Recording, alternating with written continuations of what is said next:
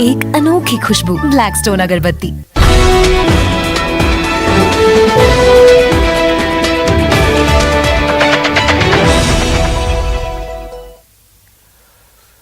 बहुत बहुत स्वागत है आप सभी का प्राइम डिबेट में। आपके साथ मैं रविंद्र सिंह। नमस्कार। आज का मुद्दा है कांग्रेस के स्पेशल 29 स्पेशल 29। जी हां, कांग्रेस ने पीसीसी चीफ गोविंद सिंह डोटासरा की कमान में 29 सदस्यीय चुनाव समिति का ऐलान कर दिया है। इसमें सीएम अशोक गहलोत और सचिन पायलट के नाम भी शामिल हैं। कमेटी में सभी वर्गों को साधने की कोशिश की गई है। कांग्रेस ने कहा है कि वो सरकार रिपीट करेगी। वहीं बीजेपी ने तंज कसते हुए कहा, इसे जंबो कमेटी का एक नारा दिया, एक बात कही। वहीं आपको बता दें कि बीजेपी ने यह भी कहा कि कांग्रेस सरकार की विदाई तय है। तो इसी मुद्दे पर होगी आज चर्चा। पहले एक रिपोर्ट देखते हैं।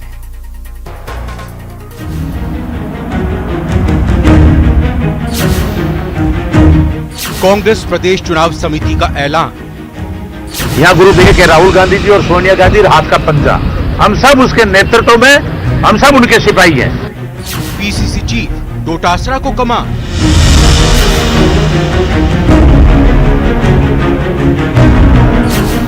गहलोत पायलट सहित 29 दिग्गजों को स्थान। कांग्रेस ने कहा, रिपीट करेंगे सरकार। कि हमारी पार्टी, हमारी सरकार आगे से आगे चल रही है। राजस्थान में पुनः सरकार बने ऐसा वातावरण है। बीजेपी का तंज, जंबो कमेटी विदाई तय। तो ये स्पष्ट हो चुका है कि राजस्थान के अंदर कांग्रेस की सरकार जाने वाली है, उनकी विदाई तय है। कांग्रेस की स्पेशल 29।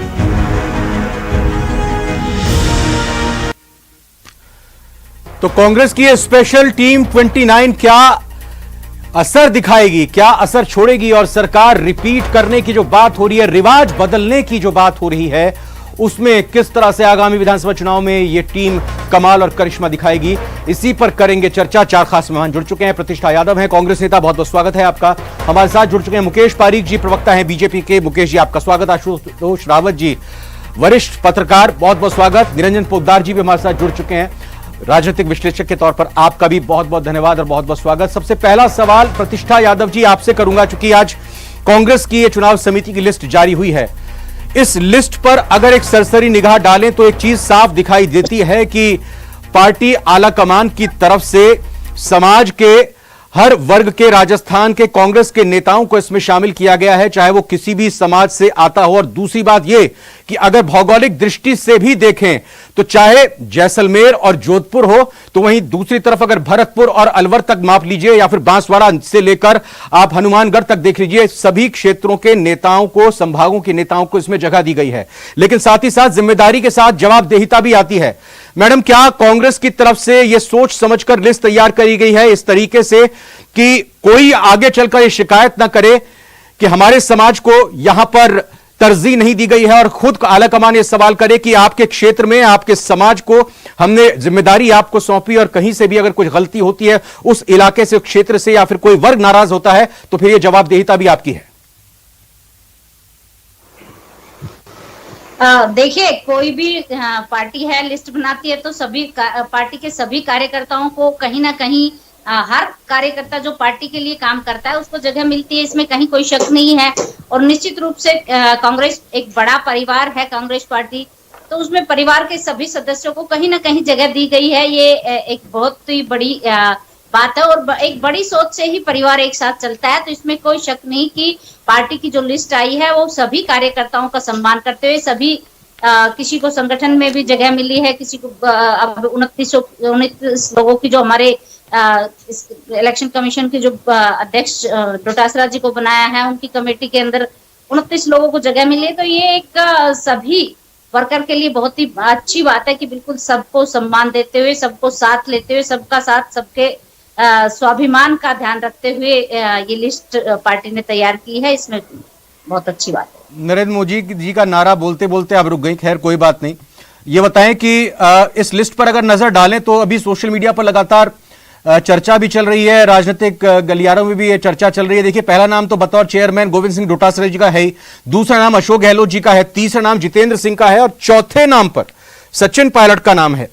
मतलब जितेंद्र सिंह जी के बाद सचिन पायलट का नाम इसमें लिया गया है। तो इसको लेकर भी चर्चा हो रही है कि जितेंद्र सिंह के बाद सचिन पायलट का नाम।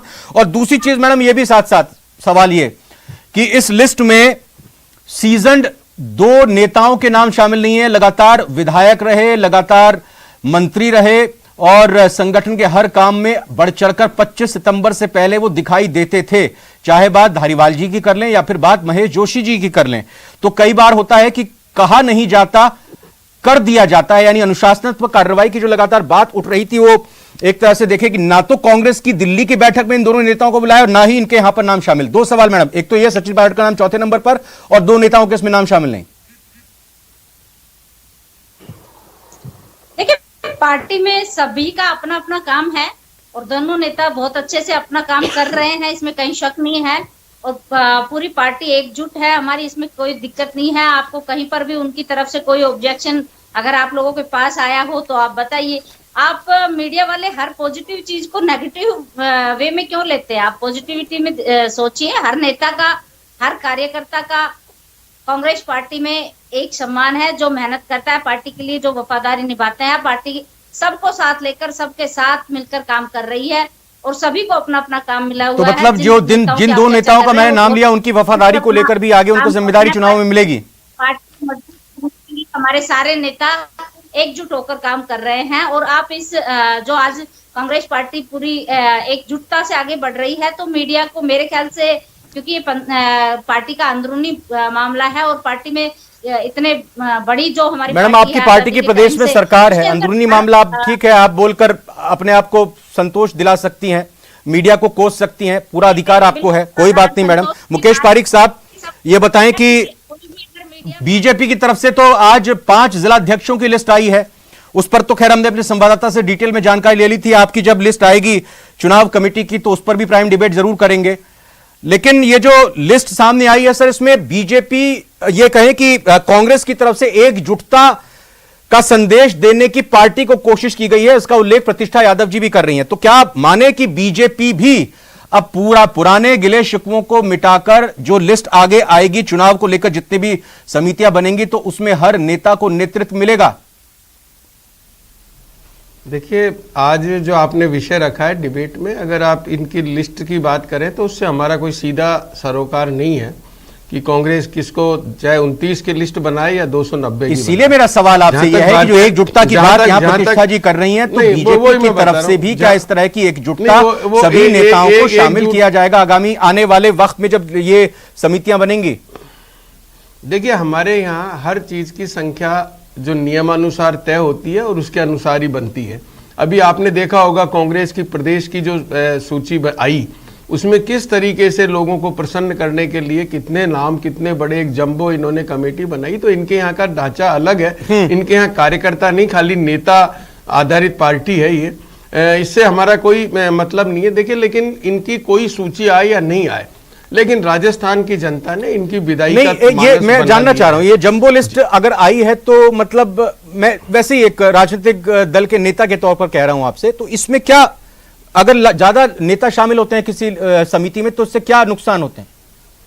उससे नुकसान नहीं, उससे ये प्रतीत होता है, ये एहसास होता है कि पार्टी में सब कुछ अच्छा नहीं है, सबको खुश करने के लिए, सब लोगों को वो करने के लिए, और जिनको नीचा दिखाना है उनको बाहर। देखिए, आपने अभी पहले बोला शांति धारीवाल जी और महेश जोशी के लिए, आप देखिए इनके बराबर के या इनसे जूनियर लोग इस कमेटी में हैं, उन दोनों को बाहर रखा गया है। तो ये सब चीजें इनका आंतरिक मामला है, लेकिन इनके आंतरिक मामले में अंतर कलह कितना है वो इस सूची में भी क्या प्रतिष्ठा जी ऐसी बात है कि सबको खुश करने के लिए ये जंबो लिस्ट बनाई गई है? देखिए, ऐसा कुछ नहीं है। और अंतरकलह की जो बात ये कर रहे हैं, तो इनको अपना अंतरकलह दिखाई नहीं देता कि इनके यहाँ क्या हालत हो रहे हैं, ये इनको देखना चाहिए और अपने संगठन को, क्योंकि देखिए कांग्रेस पार्टी एक बहुत बड़ी पार्टी है। आप ये मानिए कि कोई छोटी मोटी पार्टी नहीं है, आज से नहीं है, बहुत पुराने कार्यकर्ता भी यहाँ जुड़े हुए हैं, या 100 साल स्टेट के में भी सरकार है आपकी, लोकसभा में तो आपको कितनी सीटें हैं, कितने एमएलए, कांग्रेस बड़ी पार्टी तो के उससे होती है कार्यकर्ता के रूप में आपको नजर आएंगे। तो ये निश्चित रूप से पार्टी के अंदर सभी, क्योंकि ये तो हो नहीं सकता कि इतनी बड़ी पार्टी के अंदर किसी को जगह ही ना मिले, केवल 20-30 लोग अगर हम चला रहे थे तो उस टाइम भी मीडिया बार बार डिबेट ये कर रहा था कि आपकी कार्यकारिणी का कब विस्तार होगा। और ये देखे कि ये आप लोग मेरे ख्याल से इतना ये हर पार्टी का अंदरूनी मामला होता है कि उनका प्रतिष्ठा जी, बड़ा अच्छा लग रहा है कि आप इतना स्नेह मीडिया को लेकर दिखा रही है। मैडम, जनता जो जानना चाहती है मीडिया वो दिखाता है, ठीक है? मीडिया को इतना दुलार करना। आप एक प्रश्न पूछिए प्रतिष्ठा जी से, ये बार बार कह रही है इतनी बड़ी पार्टी है, इतनी बड़ी पार्टी है, लोकसभा में इनके कितने सदस्य हैं, कितने राज्यों में इनकी सरकार है, एक अंग्रेजों की बनाई हुई पार्टी, और आज वो समाप्ति की ओर है, और इतनी बड़ी पार्टी किस एंगल से इनको। ठीक है मुकेश जी, आपकी पार्टी तो आप लोग जैसा कहते हैं कि दुनिया का सबसे बड़ा राजनीतिक दल है, सबसे ज्यादा कार्यकर्ताओं की संख्या है, मुझे ये बताइए सर। निश्चित रूप से मुझे ठीक है, हम कहते वर्ल्ड रिकॉर्ड के ऊपर बात नहीं सर करना चाह रहा मैं ये चाह रहा हूं कि मुकेश पारीक जी ये मुझे बताएं कि पहले बीजेपी की तरफ से ये इंतजार किया जा रहा था, मानेंगे तो है नहीं, आप ये बताएं कि बीजेपी की तरफ से इंतजार किया जा रहा था कि सचिन पायलट और अशोक गहलोत का क्या समाधान निकलता है। दिल्ली में आलाकमान ने बैठकर कह दिया एकजुट होकर चुनाव लड़ें। अब दूसरी तरफ से जब ये चुनाव समिति गठित हो गई है तो बीजेपी के ऊपर कुछ दबाव है कि भाई अब हमको भी तेजी के साथ आगे बढ़ना है। यह बात सही है कि चुनाव प्रभारी बना दिया गया है यहां पर आपकी पार्टी की तरफ से प्रहलाद जोशी जी को, लेकिन फिर भी कांग्रेस जिस तरह से आगे चुनाव समिति की घोषणा कर चुकी है, अब बीजेपी भी आगे आने वाले दिनों में कुछ समितियों की घोषणा करेगी। मैं पहला आपका जो प्रश्न था ये बिल्कुल गलत है कि भारतीय जनता पार्टी को इन चीजों से कोई दबाव नहीं आने वाला। ठीक है, महत्वपूर्ण यह है कि भारतीय जनता पार्टी की एक प्रक्रिया है चुनाव की। हमारे संगठन के प्रदेश के प्रभारी यहाँ हैं जो कार्य कर रहे हैं लगातार। एक हमारे जो चुनाव प्रभारी होते हैं उनकी नियुक्ति हो चुकी है। आगे जो समितियां जो कमेटियां बनेगी उनकी भी इसी प्रकार से ऊपर केंद्र के द्वारा उनकी नियुक्तियां उनके मनोनीत करने होंगे, वो समय पर कर देंगे।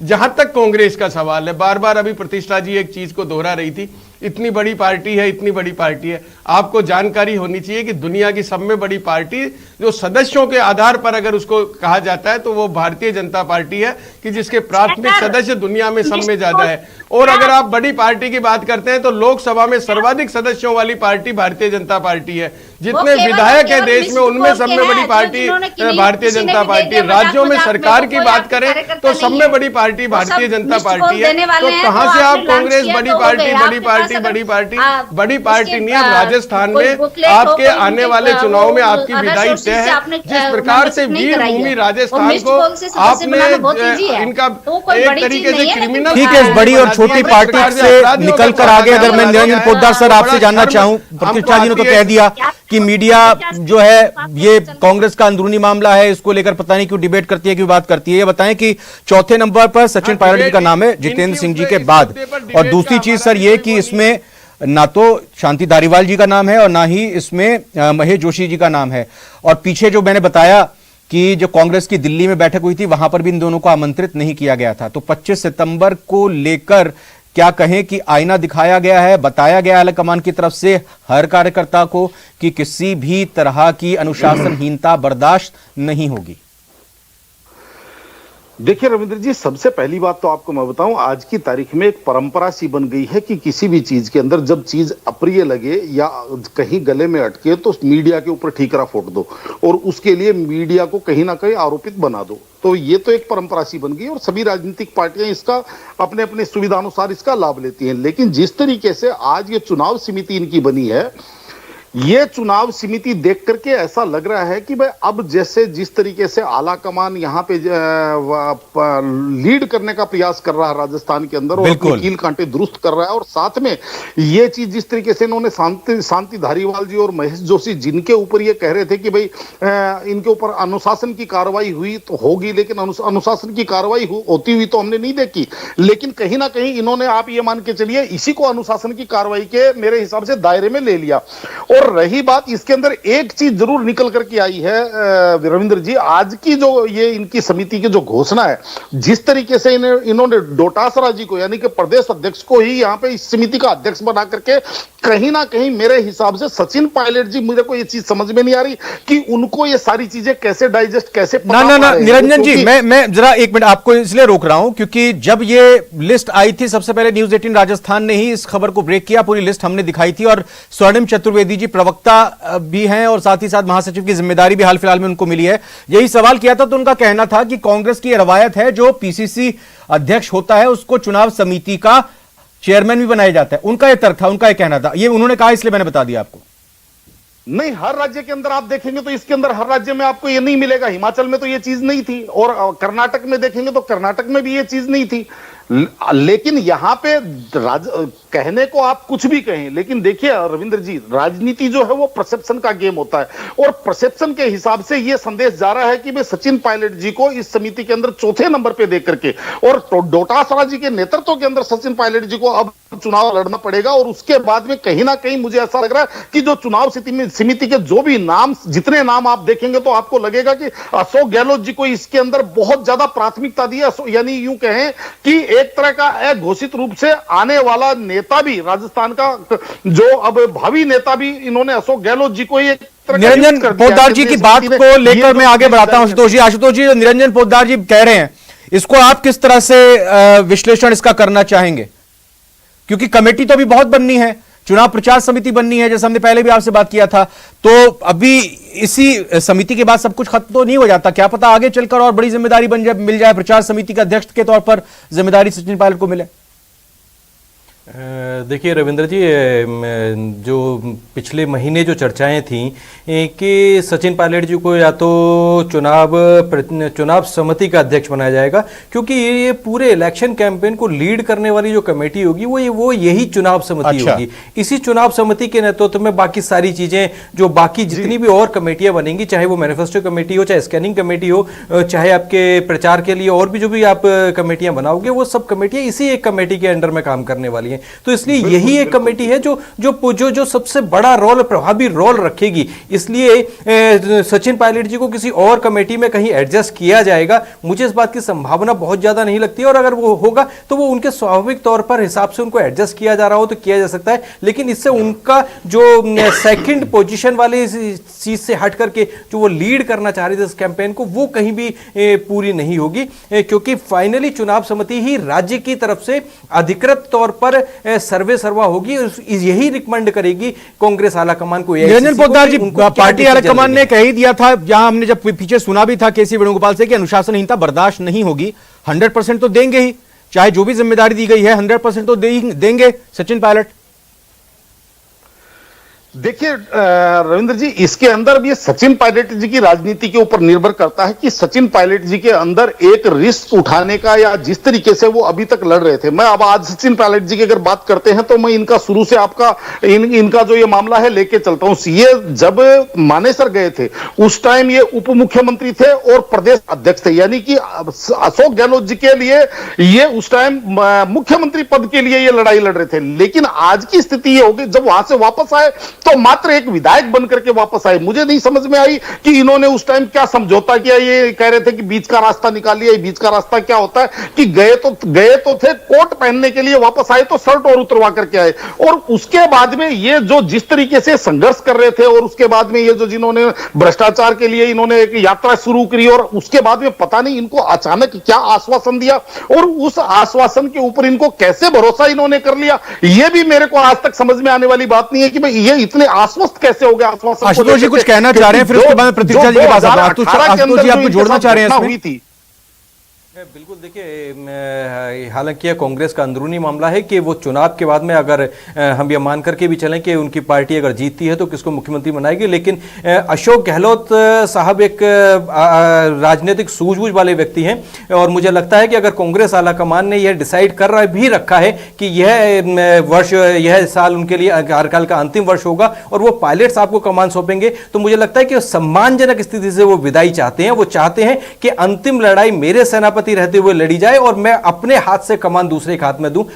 मुझे यह वर्तमान स्थिति इस स्वरूप में दिख रही है। बिल्कुल प्रतिष्ठा जी के साथ थोड़ी तकनीकी दिक्कत आ रही है, मैं जोड़ूंगा उनको, बात करूंगा, लेकिन मुकेश पारीक जी भी हमारे साथ बने हुए हैं। यह देखिए, कांग्रेस ने तो साफ किया ही हुआ है मुकेश जी की ये तो चुनाव के बाद तय होगा कौन मुख्यमंत्री बनेगा। बीजेपी की तरफ से प्रधानमंत्री नरेंद्र मोदी को चेहरे के तौर पर चुनाव में लाया जाएगा, यह बात कही जा रही है। मैं आपसे समझना चाह रहा हूं कि मुख्यमंत्री के चेहरे का नाम ना घोषित करना राजस्थान में, ये फायदा होगा बीजेपी को या नुकसान होगा?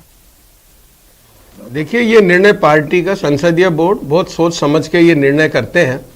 और जो अभी हमारी पार्टी में जो जिस प्रकार से प्रचार और हम कर रहे हैं, अभी नरेंद्र मोदी जी का एक ऐसा चेहरा है कि जो पूरे देश में एक अपने आप में एक ऐसे लोकप्रिय नेता के जी को भी चाहूंगा एक बार हमारे लिए हमारे लिए एक ऐसा चेहरा है कि जो पूरे देश में नहीं पूरी दुनिया में आज एक लोकप्रिय नेता के रूप में है। हाँ ठीक है, ऑडियो ले लेता हूं मैं, ऑडियो ले लेता हूं। प्रतिष्ठा जी, मुझे बताइए कि ये कांग्रेस कैसे देखती है कि आपकी तो रवायत वैसे भी रही है कि विधायक चुनते हैं अपना नेता, आप जरा बताएं प्रतिष्ठा जी कि इसका नुकसान होगा या फायदा होगा आज की स्थिति में, जब राहत कैंपों के जरिए कहा जा रहा है कि सरकार रिपीट होगी, रवायत बदलेगी, रिवाज बदलेगा? देखिए, राहत कैंपों से बिल्कुल सरकार ने आम आदमी के लिए काम किया है। गहलोत साहब आम आदमी के बेटे के रूप में उभरकर इस संकट की घड़ी में, कोरोना के बाद में जब नौकरियां, लेकिन पार्टी ने कहा है ना कि सीएम का चेहरा हम बाद में बताएंगे, इसका फायदा होगा नुकसान होगा?